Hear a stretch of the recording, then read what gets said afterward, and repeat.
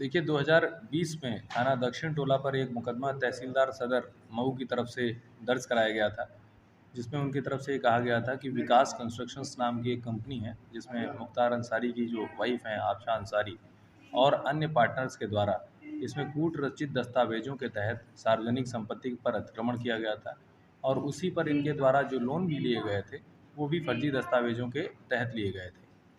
उसी मुकदमे में सभी पर चार्जशीट लगाई गई थी। उस आधार पर और अन्य जो इनका एक पुराना लंबा आपराधिक इतिहास पूरे परिवार का रहा है, उसके अनुसार थाना दक्षिण टोला पर एफआईआर संख्या 20/22 गैंगस्टर अधिनियम उत्तर प्रदेश समाज विरोधी एवं गिरोहबंद गतिविधियां प्रतिषेध अधिनियम के तहत दर्ज किया गया था। उस क्रम में इनके जो गिरफ्तारी के प्रयास हैं वो किए जा रहे हैं। बार बार जो माननीय न्यायालय के नोटिस हैं, पुलिस की जो कार्यवाही है उसकी अवहेलना तो इनके द्वारा लगातार की ही जा रही है। जो माननीय न्यायालय द्वारा जारी एनबीडब्ल्यू और अन्य प्रक्रिया और अन्य नोटिस भी हैं, वो उसका भी अवहेलना इनके द्वारा किया जा रहा है। आपको ज्ञात होगा कि थाना महानगर पर एक कूटरचित दस्तावेजों के द्वारा जो एक शस्त्र लाइसेंस इनके पुत्र अब्बास अंसारी जी जो करंट में विधायक भी हैं यहाँ से, उनके द्वारा लिया गया था, उसमें भी माननीय न्यायालय द्वारा इनके खिलाफ कई सम्मन जारी किए जाने पर इनके द्वारा उपस्थित ना हुए जाने के कारण एक एनबीडब्ल्यू जारी किया गया। उसी एनबीडब्ल्यू के क्रम में जब इन्हें बार बार यहाँ आने के लिए जो भी चीज़ें, जो भी विधिक प्रक्रिया है उसके अंतर्गत नोटिस भेजे गए, तो इनके द्वारा उसका अनुपालन नहीं किया गया है। माननीय न्यायालय द्वारा जारी एनबीडब्ल्यू की प्रक्रिया का अनुपालन न किए जाने के कारण जो भगोड़ा घोषित करने की, एब्सकॉन्डर घोषित करने की अपराधी जो होते हैं उनकी जो कार्रवाई होती है धारा 82 सीआरपीसी के तहत, उसका अनुपालन कराया गया है।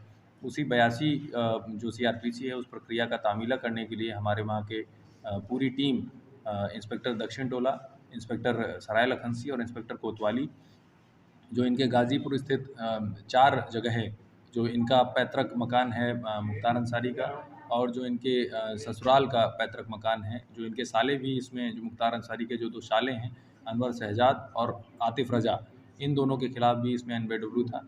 तो इसी क्रम में इनकी 82 की कार्रवाई की गई है। अगर 82 की कार्रवाई का अनुपालन इनके द्वारा नहीं किया जाता है तो अग्रिम जो भी सख्त से सख्त विधिक कार्रवाई हो सकती है वो इनके खिलाफ अनुपालन में लाई जाएगी। और यदि 83 जारी होती है तो उसमें जो कुर्की की प्रक्रिया है वो संपूर्ण तरीके से विधिक तरीके से कराई जाएगी। तो इससे बेहतर है कि ये लोग जो पुलिस है उसके सामने आ जाएं, अरेस्ट हो जाएं और जो विधिक प्रक्रिया है उसका सम्मान करें। इतना लंबा एक आपराधिक इतिहास इस गैंग का रहा है, उसमें ये पाया जाता है कि जो भी विधिक प्रक्रिया की जितनी भी अवमानना और अपमान हो सकता है, इन सभी के द्वारा किया गया है।